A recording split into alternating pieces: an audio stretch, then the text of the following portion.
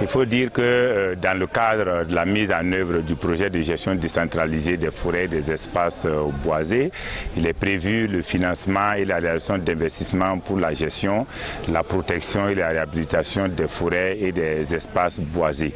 Et comme préalable donc à ces investissements-là, il a paru utile, innovant et transformationnel de réaliser un certain nombre d'études et de diagnostics dont le diagnostic socio-foncier et de planification participative dénommé DPP.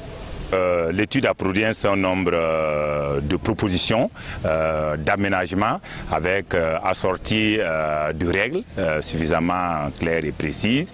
Et donc c'est justement dans ce cadre-là que ce matin, cette discussion a été organisée pour permettre aux différentes parties prenantes de effectivement vérifier si les résultats de l'étude correspondent effectivement à ce qui a été proposé donc lors de ces ateliers territorialistes. Dans notre plateau, on avait identifié de planter des arbres. Ça a été réalisé. Et voici ça, c'est la carte.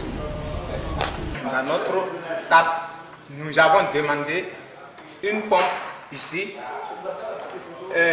ici, aménagement de bas-fond. Ici, on a demandé un touffe pour l'agriculture et puis un barrage.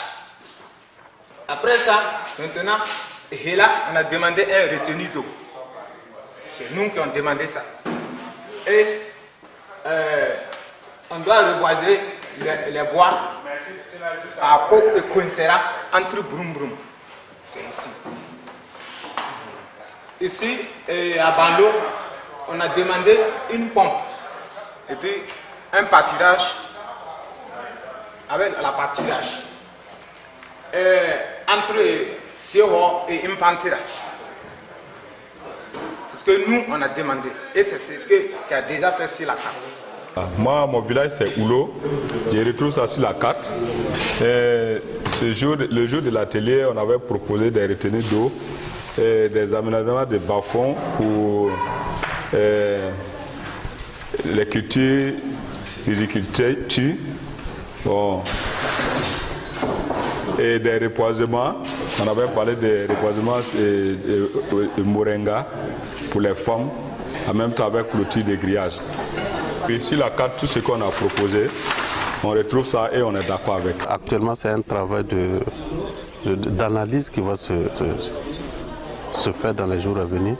Et en tout cas, très prochainement, en tout cas, les actions vont se concrétiser sur le terrain.